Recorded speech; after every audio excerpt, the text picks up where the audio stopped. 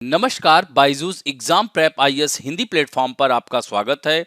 दोस्तों, आज हम लोग 16 फरवरी 2023 के दैनिक क्विज की चर्चा करेंगे, जो कि आपके आगामी संघ लोक सेवा आयोग की प्रारंभिक परीक्षा के दृष्टिकोण से लाभदायक सिद्ध होगा। दोस्तों, प्रश्नों को शुरू करने से पहले एक महत्वपूर्ण सूचना है। दोस्तों, 2024 की संघ लोक सेवा आयोग की परीक्षा में सफलता के लिए क्या रणनीति होनी चाहिए, इसके लिए हमारे वरिष्ठ शिक्षक सुजीत वाजपेयी जी के द्वारा यह कक्षा आयोजित की जाएगी। तो इसमें आप लोग लाइव क्लास होगी, इसमें ज्यादा से ज्यादा भाग लीजिए और रजिस्टर फ्री है। तो आप हमारे इस ऐप में जा करके रजिस्टर करें और यह क्लास 19 फरवरी को सुबह 11 बजे आयोजित की जाएगी। तो इस तरह से आप लोग ज्यादा से ज्यादा लोग इसमें रजिस्टर करें और 2024 की संघ लोक सेवा आयोग की परीक्षा को सफल बनाने के लिए इस रणनीति को जरूर देखें। अब बढ़ते हैं आज के पहले प्रश्न की ओर। निम्नलिखित कथनों में से कौन सा से सही है? पहला कथन है केंद्रीय चिड़ियाघर प्राधिकरण MOEFCC यानी पर्यावरण, वन एवं जलवायु परिवर्तन मंत्रालय के तहत एक कार्यकारी निकाय है। तो यह कथन असत्य हो जाता है। क्यों? क्योंकि केंद्रीय चिड़ियाघर प्राधिकरण पर्यावरण, वन एवं जलवायु परिवर्तन मंत्रालय के तहत काम करने वाला एक वैधानिक निकाय है, न कि कार्यकारी निकाय है।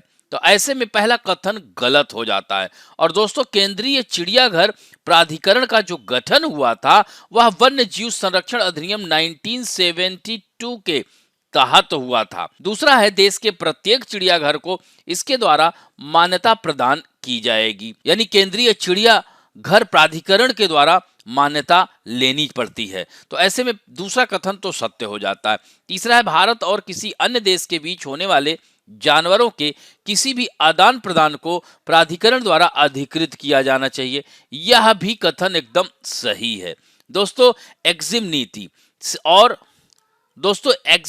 और CITES परमिट, इसके तहत आवश्यक मंजूरी से पहले भारतीय और विदेशी चिड़ियाघरों के बीच जानवरों के आदान प्रदान की केंद्रीय चिड़ियाघर प्राधिकरण द्वारा भी अनुमोदित किया जाता है।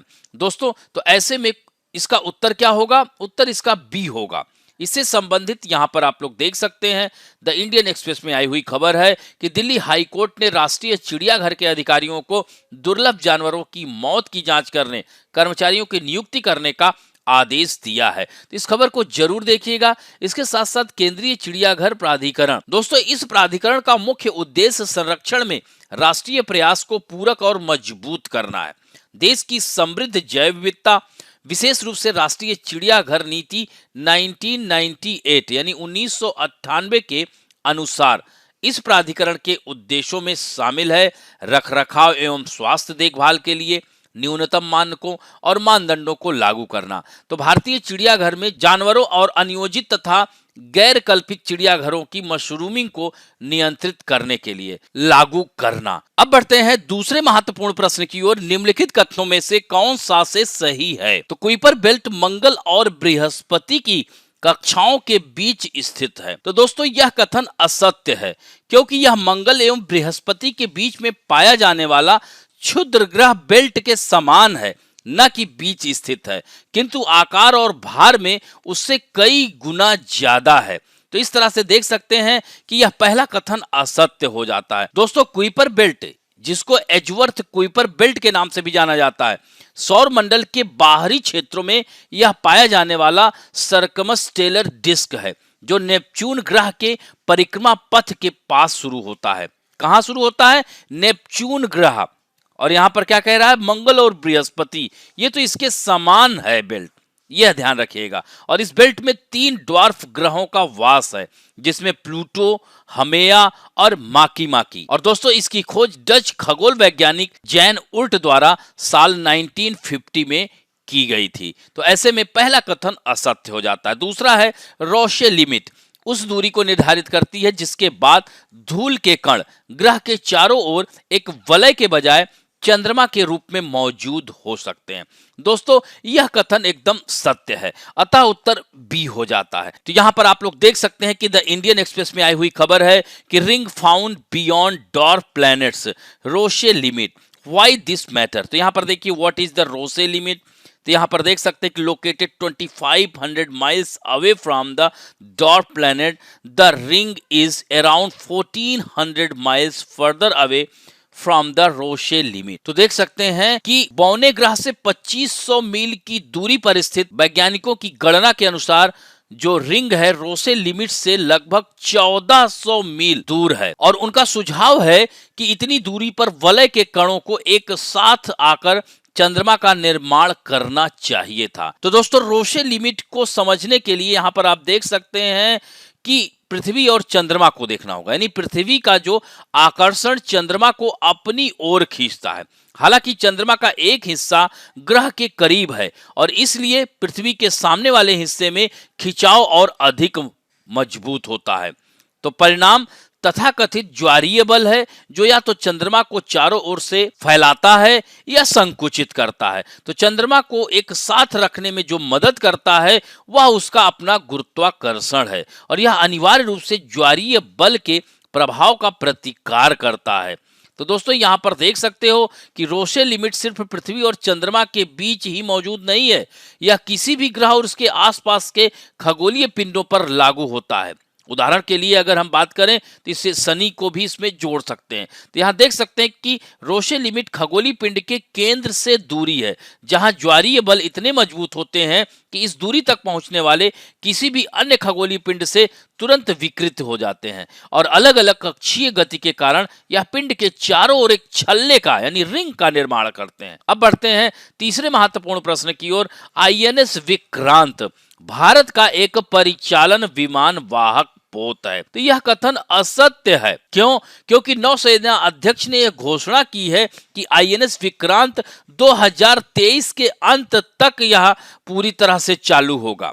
तो यहाँ पर यह कथन इस तरह से असत्य हो जाता है। दूसरा कथन है कि आईएनएस विक्रमादित्य के बाद यह दूसरा स्वदेश निर्मित विमान वाहक पोत है। तो दोस्तों, यह दूसरा कथन भी असत्य हो जाता है। क्यों? क्योंकि आईएनएस विक्रांत भारत का पहला स्वदेशी विमान वाहक पोत है, और आईएनएस विक्रमादित्य भारतीय नौसेना का यह विमान वाहक पोत है, और यह रूसी नौसेना के सेवा मुक्त एडमिरल गोर्स को मिसाइल क्रूजर वाहक से परिवर्तित युद्ध पोत है। तो ऐसे में दूसरा भी कथन असत्य है। तो उत्तर क्या होगा? डी होगा। इससे संबंधित यहां पर आप देख सकते हैं खबर आई हुई है द हिंदू में कि स्वदेशी वाहक आईएनएस विक्रांत साल के अंत तक पूरी तरह चालू हो जाएगा। तो इस तरह देख सकते हैं आईएनएस विक्रांत भारत का पहला स्वदेश डिजाइन और निर्मित विमान वाहक पोत है। इसका नाम पूर्ववर्ती और भारत के पहले विमान वाहक पोत के नाम पर रखा गया है, जो कि 1971 के भारत पाकिस्तान युद्ध में अहम भूमिका निभाया था। आईएनएस विक्रांत का डिजाइन भारतीय नौसेना की रक्षा उपक्रम वारशिप डिजाइन ब्यूरो ने तैयार किया, और इसका निर्माण कोचीन शिपयार्ड लिमिटेड ने किया है। आईएनएस विक्रांत अत्याधुनिक स्वचालित विशेषताओं से लैस है, और यह भारत के सामुद्रिक इतिहास में अब तक का सबसे विशाल निर्मित पोत है। दोस्तों, विक्रांत को लगभग 20,000 करोड़ रुपए की लागत से बनाया गया है, और यह 2023 के अंत तक स्टार्ट हो जाएगा। अब बढ़ते हैं दोस्तों चौथे प्रश्न की ओर। निम्नलिखित कथनों में से कौन सा से सही है? डूम्सडे ग्लेशियर पश्चिमी अंटार्कटिका में अवस्थित है।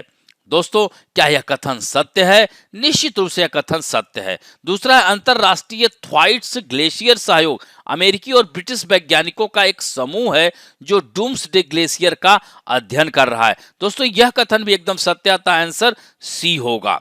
तो यह देख सकते हैं कि ये थ्वाइट्स ग्लेशियर, जिसे हम डूम ग्लेशियर के नाम से भी जानते हैं, यह पश्चिमी अंटार्कटिका में स्थित है। यह अंटार्कटिका है और यह पश्चिमी भाग है, इसे ही थ्वाइट्स ग्लेशियर या डूम्सडे ग्लेशियर कहते हैं। तो यहाँ पर देख सकते हैं लिखा हुआ है कि warm water melts Antarctica glacier, यानी जो गर्म पानी है अंटार्कटिका के ग्लेशियर्स को मेल्ट कर रहा है। यह रिपोर्ट आई हुई है। वैज्ञानिकों का कहना है कि गर्म पानी अंटार्कटिका के डूम्सडे ग्लेशियर के कमजोर हिस्सों को पिघला रहा है, यानी यह गर्म पानी इन सिराओं में जा करके यह बर्फ को पिघला रहा है। और अंटार्कटिका, जिसे हम श्वेत महाद्वीप के रूप में जानते हैं, इसे व्हाइट कॉन्टिनेंट कहते हैं, इसे मूवेबल कॉन्टिनेंट कहते हैं, स्थानांतरणशील महाद्वीप कहते हैं, इसे वैज्ञानिक अनुसंधानों की भूमि कहा जाता है। तो यह महत्वपूर्ण अंटार्कटिका, यहाँ पर देख सकते हैं कि ग्लोबल वार्मिंग की वजह से इसका प्रभाव यहाँ के ग्लेशियर्स पर पड़ रहा है। अब बढ़ते हैं 2018 में आया हुआ प्रश्न है, निम्नलिखित में से किससे किनसे भारत में अंग्रेजी शिक्षा की नींव पड़ी। दोस्तों 1813 का चार्टर एक्ट, दूसरा है general committee of public instruction 1823, तीसरा है प्राच्यविद एवं आंग्लविद विवाद। तो दोस्तों 1813 का चार्टर एक्ट क्या है? तो 1813 का चार्टर एक्ट के तहत क्या हुआ था कि भारत के साथ व्यापारिक मामले में ईस्ट इंडिया कंपनी के एकाधिकार को समाप्त कर दिया गया था और चीन तथा चाय के साथ व्यापार को 20 सालों के लिए बढ़ा दिया गया था। और दोस्तों भारतीयों को शिक्षा के लिए प्रतिवर्ष 1 लाख रुपए, यह पॉइंट याद रखिएगा, कई बार यूपीएससी में आया है, तो ऐसे में यह पहला तो ठीक हो जाता है कथन। दूसरा है general committee of public instruction 1823। तो 1823 में गवर्नर जनरल काउंसिल ने एक सार्वजनिक अनुदेश हेतु सामान्य समिति नियुक्त की, जिसके पास शिक्षा के लिए 1 लाख रुपए अनुदान देने की जिम्मेदारी थी। और इस समिति की अध्यक्षता लॉर्ड मैकाले ने की थी, जिसमें 10 यूरोपीय सदस्य शामिल थे। और इस समिति ने प्राच्य साहित्य के सुधार के लिए अनुदान से प्रमुख अंश खर्च करने का निर्णय लिया। यहाँ तक कि सार्वजनिक अनुदेश की सामान्य समिति भी वोट द्वारा शिक्षा का माध्यम तय करने में सक्षम नहीं थी, क्योंकि 10 सदस्यों में से 5 शिक्षा के माध्यम के रूप में अंग्रेजी भाषा के समर्थक थे, बाकी सभी शिक्षा के माध्यम के रूप में प्राच्य व शास्त्रीय भाषा के समर्थक थे। तो दोस्तों यहाँ पर आप देख सकते हैं कि सार्वजनिक अनुदेश की सामान्य समिति के अध्यक्ष के रूप में लॉर्ड मैकाले ने 2 फरवरी 1835 को एक अधिकृत पत्र लिखा, जहां इन्होंने विवाद के बारे में निष्कर्ष निकाला। तो इस तरह से लॉर्ड मैकाले ने अपने अधिकार पत्र के माध्यम से अंग्रेजी भाषा को अनुदेश के माध्यम के रूप में लागू करने पर जोर दिया था। तो इस तरह से प्राच्यविद एवं आंग्ल विवाद, यह भी सही है, अतः उत्तर डी होगा।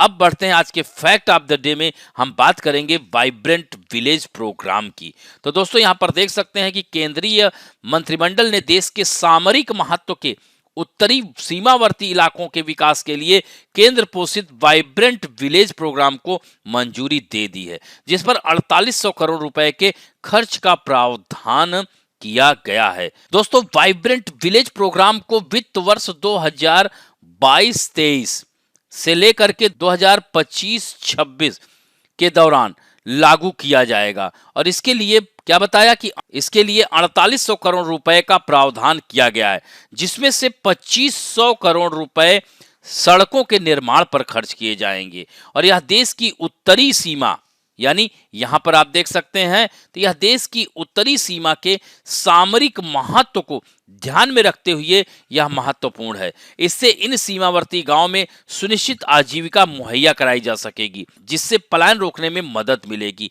इसके साथ ही सीमावर्ती क्षेत्रों की सुरक्षा को मजबूती भी मिलेगी। और दोस्तों यह योजना 19 जिलों, 46 सीमावर्ती ब्लॉकों, 4 राज्यों और 1 केंद्र शासित प्रदेशों में यह लागू की जा रही है। और पहले चरण में 663 गांवों को इस कार्यक्रम में शामिल किया गया है। दोस्तों इससे समावेशी विकास हासिल करने तथा सीमावर्ती क्षेत्रों में जनसंख्या को बनाए रखने में सहायता मिलेगी।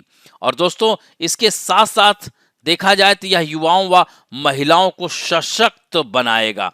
इस योजना का उद्देश्य यही है कि उत्तरी सीमा के सीमावर्ती गांवों में स्थानीय प्राकृतिक और अन्य संसाधनों के आधार पर आर्थिक प्रेक्षकों की पहचान और विकास करना तथा सामाजिक उद्यमिता प्रोत्साहन, कौशल विकास तथा उद्यमिता के माध्यम से युवाओं व महिलाओं को सशक्त बनाना है।